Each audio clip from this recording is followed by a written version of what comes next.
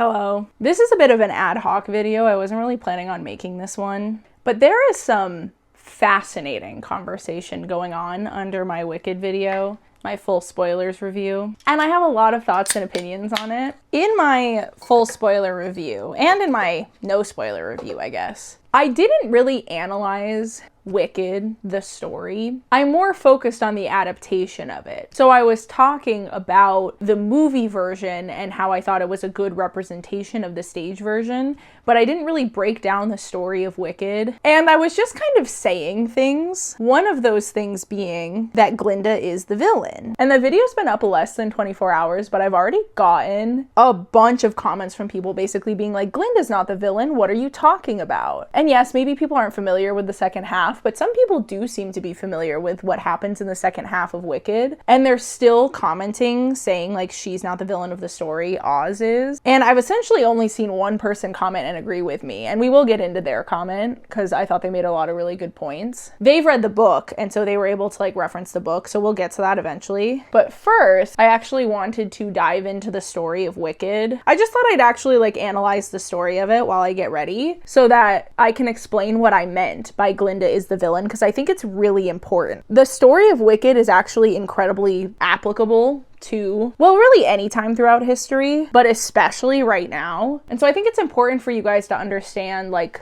why I said that and like why objectively Glinda is the villain of this story. At some point I will dive into what happens in the second act, which means I'll be talking about stuff that happens in the second movie, but I'll make sure I warn you guys before I get to that part. So if you don't want the second movie spoiled, you can stick around to just hear me talk about kind of like the base idea of like what Wicked's about and like the evidence for that that's in that first movie, and then I'll warn you and you can click out before I start talking about the evidence in the second act that helps support what I'm saying. Wicked, the story, is about the perception of good versus evil versus the reality of good versus evil. I'm gonna put the beauty blender down for a second. We're gonna get serious for like 2 or 3 seconds. Basically, the idea is there are these superficial things in our society that we associate morality to. Things such as beauty, wealth, charisma, humor, personality. In our society, we associate these things with goodness. So when we look at Galinda versus Elphaba at the beginning of the show, Galinda is a wealthy, white, blonde woman who's very beautiful and very charismatic. She's well loved by everybody in her life. She's very funny. And so she is perceived as good by the universe. Whereas Elphaba does not have basically any of the traits I just listed. And so she is perceived as wicked from birth, essentially, because she is so different from everybody else. Because she was born different. Elphaba, deep down, is a very selfless and good person. Galinda, deep down, is a very selfish and self-absorbed person who always puts her needs above others and genuinely is very judgmental of others, at least at the beginning of the show. But Galinda is the one who is perceived to be the good person by the world because she has these more superficial traits that are associated with goodness. That is the base point of Wicked. That is the base message of all of it. I joked that I was really excited to see all the Arianators try to justify why Glinda is a good person, because I feel like a lot of people struggle to separate reality from media these days. So they're gonna see Ariana playing a villain and they're not gonna want to accept that she played the villain in this movie because for some reason they're gonna think that says something about Ariana as a person, even though she was just playing a role. So that we were gonna see a bunch of justifications out there for why Galinda isn't actually that bad a person. What I was not anticipating was it seems like a bunch of people who are not Arianators coming in and defending Galinda and saying that she's not actually that bad a person and coming up with all these reasons as to why she's not actually a bad person. Now, I want to say right up front, I don't really believe in the concrete definitions of like a good and a bad person, and that's kind of explored throughout Wicked too. Galinda does eventually, I don't want to spoil anything that happens in the second movie, but eventually she does some things. It's not black and white, I guess is all I'm saying, right? So when I say that she's a bad person, I more just mean that her actions through the show and the actions that we see her doing are not out of the goodness of her heart and not out of trying to help other people, and that she generally is having a negative effect on the world as opposed to a positive effect. But it's just easier to say bad person. So that's what I mean when I say that. Like, during these points in the show, she kind of is a bad person. You know what I'm saying? The reason I think it's so important for us to discuss this is because those of you who are defending Galinda in this movie or in the show in general, you got by the point of the show. The point of the show is that Galinda is perceived to be a good person because you like her, you find her endearing, she is charming, she is charismatic, you enjoy her presence, and so you are willing to overlook the more negative aspects of her personality. And I even said that in my video. I talked about how good a job Ariana Grande did at getting this across and being just so lovable that you couldn't help but ignore all of the dark aspects of her character. And I think the fact that Galinda is so lovable on the surface is leading to people being defensive of her and saying, no, you don't understand. She didn't know what she was doing, or she ends up having a change of heart. She didn't know any better. She was trying her best. She was upset about what was happening, even if she totally allowed it to happen and actually had a hand in it. But she was clearly sad about it, so that shows that deep down, no. You got by Ariana's performance or somebody else's performance. If you saw a good performance of it, you fell in love with Galinda's personality. And because you love her personality, you're now retroactively trying to justify a lot of her behavior because you don't want to admit to yourself that she's one of the bad guys. And the craziest part about all of it for me is that she explicitly tells you all of this. This is what the song Popular is about. That song is about how literally nothing matters except how much people like you. And if people like you, they will put up with anything you do. And if people don't like you, they will hate you no matter what. It's all about being popular. It's not about aptitudes, it's the way you're viewed. So it's very shrewd to be very, very popular like me. She explicitly tells you. And it's so genius too. Like, the writing in Wicked is so good because the song itself is this hee hee ha ha, like, girly pop, oh, it's so cute, and she's so cute dancing around the stage, and she's being so funny, and the song makes you laugh. But not only is she openly insulting Elphaba for like 90% of the song, she's basically explicitly saying it doesn't matter how good you are at things, and it doesn't matter how nice a person you are. What matters is that people like you. And if people like you, that's literally it. That's all that matters. And people just miss the point because they're so distracted by the hee hee ha ha girly pop of it all. And that's exactly it. That's Galinda in a nutshell. You get so distracted by the hee hee ha ha girly pop of her. You just want to ignore everything that she does that's nasty. She's like a nasty person for like 90% of the story. We're gonna go through everything that she does, every choice that she makes in the show, and I'm going to explain to you guys, and then you're gonna see what I mean. In the beginning, I would hope that none of you need me to explain why she doesn't leave the best impression before Dancing Through Life, which is the song where she and Elphaba really become friends. So obviously prior to that, she's very self-centered and conceited and is like actively bullying Elphaba, and like not just doesn't like her, but is like making sure the whole school doesn't like her either, okay? But then the first defense of her is, well, she had a change of heart and then she's nice to Elphaba after that. What led to her change of heart? Bear in mind, Galinda's change of heart leads to her treating Elphaba as though she is a human being. So she goes from treating Elphaba like she is the dirt beneath her feet, like she's this outcast from society, like she's never going to be accepted, to treating her like a human being. What does Elphaba do to lead to Galinda doing that? Gives her her literal dream. Galinda gets Bach to ask out Nessa, not out of the goodness of her heart, but to get Bach to leave her alone. But Nessa doesn't know that Bach had a crush on Galinda and was trying to ask her out. So Nessa thinks she does this out of the goodness of her heart and tells Elphaba, that was so nice of her, I wish there was something I could do in return. So Elphaba goes to the sorcery professor and demands that Galinda be accepted into the sorcery program, which is Galinda's dream. So Elphaba literally hands Galinda her dream, what she's wanted her whole entire life, and Galinda repays Elphaba by treating her with common human decency. But we're calling that a change of heart. Then we get into Dr. Dillamond being kind of pulled out of the school and not being allowed to teach anymore. And that whole like dramatic scene, right? He gets arrested in front of all the students. And Elphaba is trying to stand up for him, and Galinda is actively trying to stop her from standing up for him in the moment. Now, one could say that she just knows it's not going to go anywhere and she knows Elphaba's going to get in trouble. But then Elphaba has all the poppies like pass everybody out, and her and Fiyero escape with the lion cub, right? When Galinda wakes up, what does she care about? Not Dr. Dillamond. She doesn't care about the lion cub. She doesn't care about any of that. She cares about the fact that she woke up and both Fiyero and Elphaba are gone. They show it clear as day in the movie. She wakes up and she looks back and forth, and like all she cares about is the fact that they disappeared. And not because she's like worried for their safety, but because she's worried they've like run off together. Like I don't think she thinks they like ran away, but you know what I'm saying. Then when Galinda is seeing Elphaba off to the Emerald City, she's complaining about the fact that her and Fiyero have become more distant. And Fiyero walks up and him and Elphaba have a conversation basically about Dr. Dillamond and how much they think about the day that he got arrested, you know, and this thing that they bonded over. And in reaction, not to the reminder of the horrible thing that happened to Dr. Dillamond, but to the sight of Fiyero and Elphaba bonding over this haunting them, she claims that it's haunted her too, and then runs in front of everyone and in like the stupidest show of solidarity ever says that she's gonna change her name to Glinda because that's how Dr. Dillamond used to pronounce it. First of all, that's not gonna help Dr. Dillamond. It's a very self-centered, like stupid show of solidarity, like I said. But it wasn't done out of the goodness of her heart. It was done out of a reaction to seeing Elphaba and Fiyero bonding over the fact that they're both still haunted by this thing that happened, and her feeling like she has to fake that it's haunting her too so that she doesn't lose Fiyero to Elphaba. And she even says in that scene in the movie, I don't know if the line is in the live show, but Elphaba says to her, "Why does it matter? Everybody loves you," or something like that. And she responds with, "I don't care, I want him."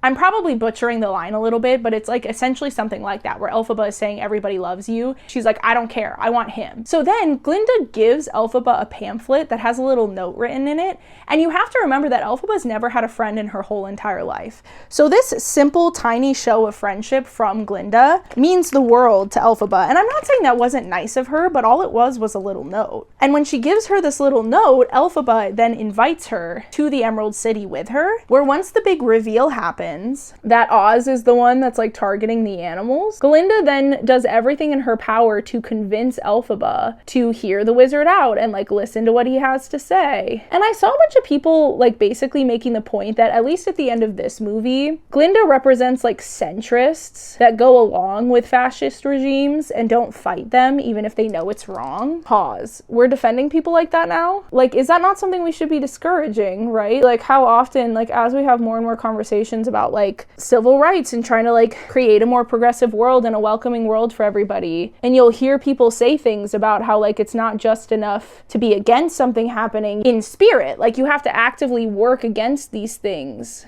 Like if you want to claim you're progressive, if you want to claim you're an ally, then you can't just like not want these things to happen or not have chosen for them to happen, but you have to be actively working against them. If you believe that, then you believe that the centrists are in a way just as bad as the fascists themselves because they are condoning it. Because ultimately, if the masses don't go along with it, they revolt and the people in power don't stay in power. We've seen it a million times. Being apathetic and not doing anything to stop something, or even like choosing not to do anything about it to save your own skin, is a bad thing to do. And Glinda was wrong for that. So she spends all this time trying to convince Elphaba to like hear the wizard out, and I'm sure they have a good reason for all this stuff that they're doing. That stuff being like enslaving the animals, a literal like genocide of the animals. And when Elphaba won't listen to her, when Elphaba is like, I'm gonna fight the wizard, are you with me? And Glinda's like, no, I'm not with you actually. I'm gonna stay here. Very selfish choice. So even if you've only seen this first movie, you watch this whole movie and you have not seen Glinda do one single thing that was not motivated by her own benefit. Everything nice that she does, she only does because it helps herself in the long run. Even if she is starting to care for Elphaba, and even if that care is genuine in nature, she still, in the end, chooses to abandon Elphaba and stay behind with the fascists. And yet, you're in my comments defending her and saying like, oh, well, she's not actually that bad. She's complicated. And the stuff that she does is complicated. It's not complicated at all. The reason you feel torn about it and the reason it feels complicated to you is because you like her. You like her personality, you enjoy when she's on screen, you find her endearing, you find her funny, you find her charismatic, you find her charming. On top of that, she is beautiful, she is white, she is blonde. All of these things add up with all of our social conditioning to lead us to just believe that she's a good person. We will always give the Glindas of the world the benefit of the doubt. We will always assume that they had good reason for what they were doing. We will always assume that deep down they didn't want it to be this way, but they didn't feel like they had the power to stop it, despite the fact that we've seen her use and leverage her power for the entire story. She knows she has power over other people. She actively chooses not to use it to help others. And every single decision that she makes is selfish. But you feel the need to defend her because you want to believe that she's good because you like her personality. And that's the point. That's the point TM of the show, is that she is not a good person and Elphaba is. But you are so much quicker to judge Elphaba for her actions and so much quicker to defend Glinda. We've even seen it with Ariana Grande and Cynthia Erivo marketing the movie. I'm not saying that Cynthia wasn't a little bit wrong for the whole movie poster thing, but she got a crazy amount of hate for that. And it's not that Ariana Grande isn't getting hate for some of the stuff she's done during the duration of this filming, but I do just think it's crazy that basically the only thing Cynthia has done that's made people upset is the movie poster thing, and that became such a giant thing and people were being so mean to her about it. So at this point in time, I'm going to start talking about what happens in the second act of Wicked and a few specific things that people said in comments that apply to the second act of Wicked. The second act of Wicked is going to be part 2 of the movies, so that does not come out until around this time next year, I believe. So if you do not want that spoiled for you, now is the time to click out of the video, and we'll see you in the next one. Hit the like on your way out. At the very beginning of the second act, it is revealed that Glinda has essentially joined Oz's government. They've made up this whole story to say that Oz was actually granting Glinda the honor of becoming his assistant witch person, and that Elphaba was so jealous she sprung out of hiding and attacked everybody and mutilated all the monkeys and turned them into flying monkeys and then stole the grimoire and escaped. And Glinda goes with this public story.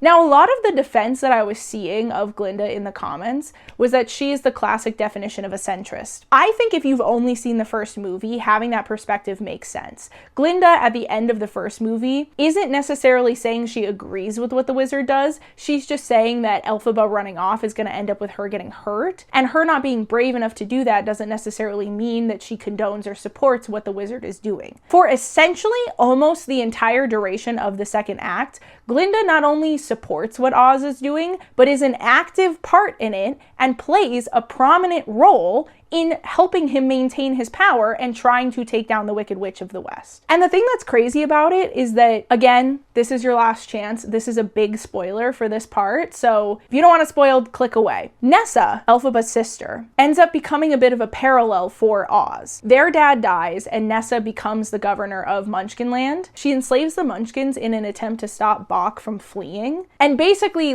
becomes insane, and all of it is centered around trying to keep Bok in her life. She wants to stay with Bok romantically, and so she's doing all this crap she shouldn't do. And we watch as Elphaba, because she loves her sister, gives her sister way more chances and tries to help her way more, while she's still attacking Oz for very similar behavior to some of the stuff that her sister is doing. Both Oz and her sister are tyrant rulers, but Elphaba is trying to help her sister while she's trying to take down Oz. This is furthering our message about your personal feelings about an individual affecting how you interpret their behavior, and increasing the threshold of the shitty things you can witness them doing before you start to believe that they are a shitty person. And in the end, Glinda suggests to Madame Morrible and Oz that they make Elphaba believe that her sister is in trouble because that's probably the only thing that's going to pull her out of hiding. And to be fair, Madame Morrible and Oz, I think, on their own, decide to actually kill Nessa to pull Elphaba out of hiding. And they do a change in the weather or whatever, and the house falls on Nessa and flattens her. And that's how Dorothy got caught up in all of this, is because it was her house that they decided to crush Nessa with. There were some people defending Glinda in this, because they're saying, well, she didn't want Nessa to die. They decided to kill Nessa. It was just her idea to pretend like Nessa was in danger to get Elphaba out of hiding. Why did she want Elphaba out of hiding? It's not because she believes in the animal genocide, actually. Pause. It's not even because she's supporting the wizard. No, it's because she's mad that Fiyero has run off to be with Elphaba. She is mad that Fiyero left her for Elphaba, and in a jealous rage, suggests to Madame Morrible that they pretend to kidnap Elphaba's sister and lead Elphaba to believe that her sister is in danger so that she comes to save her. And then Madame Morrible on her own decides to kill Nessa. And this is what you're using to defend her? This is what you're using to say she's not actually that bad a person? The crazy thing is, this is further evidence of what I'm saying. I don't believe that Glinda actually believes in any of the animal enslavement that they're doing. Glinda's only care in this entire world is herself, her needs, getting what she wants, and making sure that her life looks exactly the way she wants it to look. She wants to be a great and powerful wizard. Her path to doing that is going along with this animal enslavement thing. So she goes with it, not because she actually believes the animals deserve it, but because it benefits her. She starts to go after Elphaba because she's going along with Oz's plan. She has to be anti-Elphaba, but low-key is not trying that hard to help them catch her because she is her friend until Elphaba betrays her in stealing her man. So she goes on to help the wizard capture Elphaba, and regardless of if she meant to or not, kick off the chain of events that ends up getting Elphaba's sister killed, all because her boyfriend chose Elphaba over her. And this is the event you're using to defend her. As a character, we watched different musicals. Now, I will say, at the end of the show, Glinda does have a change of heart, and she even is willing to publicly defend the Wicked Witch. She banishes the wizard, and she tells Elphaba that they can go out and tell the world that Elphaba was right about the wizard and that the wizard was evil. And Elphaba is the one who tells her,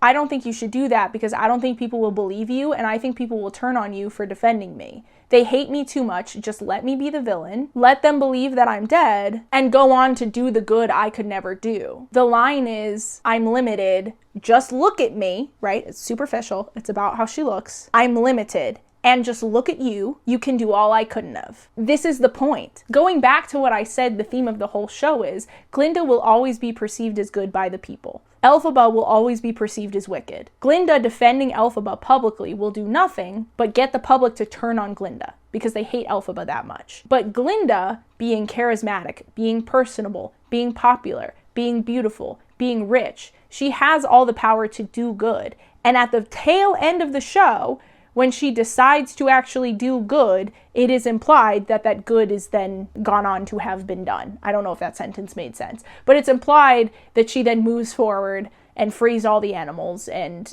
gets Oz back to the place that it should be as a society. But that's at the tail end of the show. And all the way up until that point, she is the villain. And there are a lot of people like, well, Oz is worst. Okay, but Oz is a side character. Oz is not the main villain of the story. He might be the main villain of the universe, but he's not the main villain of the story. The main villain of the story is Glinda. Now, I'm going all off of the musical stuff, but there was someone who commented about some stuff that happens in the book as well. And I want to read their comment because it was really, really good. Wait, I just read the top comment on this. This person completely internalized the message of this movie, but it's confusing them. Hear this out. I love this movie too, but it doesn't make sense. If you really think about the movie and the Wicked Witch of the West, I see nothing wicked or evil about her. The other people in the movie are wicked to me. I can't even see how she will become wicked based on what happens because I easily side with her. This movie was well made and the music was great, but it's insane. I don't see her as someone evil or wicked. It's a joke since Elphaba is the only one with a good heart in the whole movie. I know this is based on a play, but it's ridiculous. Still great entertainment though. You nailed it, bud. Yeah, I need to screenshot that. You nailed it. You got the whole point of the show. That's the point. Yeah, you're right. She's not wicked. That's the point. You've been led to believe she's wicked, but she is not. Okay, we've got Bink Bonnell, I think. For a long time, Glinda is the villain. By the end, she changes, but she does a lot of damage during the show. And in the book, it's shown much more explicitly. Glinda isn't just shown to be mean, but she's shown to be racist and willingly assisting in a fascist government until she starts to feel bad while people are being put in cages.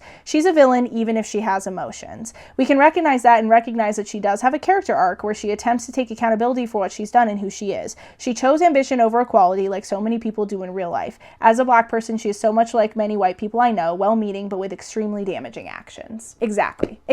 So yeah, I just wanted to make this follow-up because I think it's so interesting. I don't think my interpretation of art is the be-all end-all. I don't think that I'm correct about everything, but I also want to establish that this is widely known information about this show. This is not my individual interpretation. This is what this show is intended to be about and what this story is intended to be about in general. And if you are out there trying to figure out how to justify a lot of Glinda's actions through the duration of the show, then I think we got a little misled. We kind of missed the point a little bit. She's a very likable character on the surface. She's a very personable character. She's a very charismatic character. You like her when she's on screen. You think she's funny. You laugh at her jokes. And these are the things that lead you to start to condone her horrible actions. But when you separate the actions from the person, you see that up until the telltale end of the show, all Glinda cares about is herself, and every single thing that she does is motivated strictly by the benefit to herself. That's all for me today. I hope you guys enjoyed my little follow-up. Please comment down below. I love reading your guys' comments. If you disagree with me, feel free to comment. I don't view that kind of thing as like hate necessarily. I don't want you guys to ever think you're gonna upset me. Sometimes I feel like people are like, all due respect, I love your videos. I disagree about this one point, but everything else that you said, you don't have to do all that. It's okay. I appreciate it, and I appreciate all the compliments, but I make these videos because I like discussing with other book and movie nerds and musical nerds. I love chatting with you guys about this stuff. If you disagree with me, please feel free to comment that you disagree, and don't worry about my feelings. Let me amend that. If you're kind, because sometimes people are like, you're a fucking idiot, that might hurt my feelings. But if you're just saying like, oh, I kind of disagree with this point, like that's not something that I interpret as hate, I guess. And when I see you guys saying stuff like that, I'm not like, oh my gosh, they must hate me. So don't feel like you have to put that kind of asterisk on it. And if you disagree with me, please feel free to comment. I would love to chat with you guys more about it in the comments under this video. I love you guys so much, and I'll see you in the next one. Bye!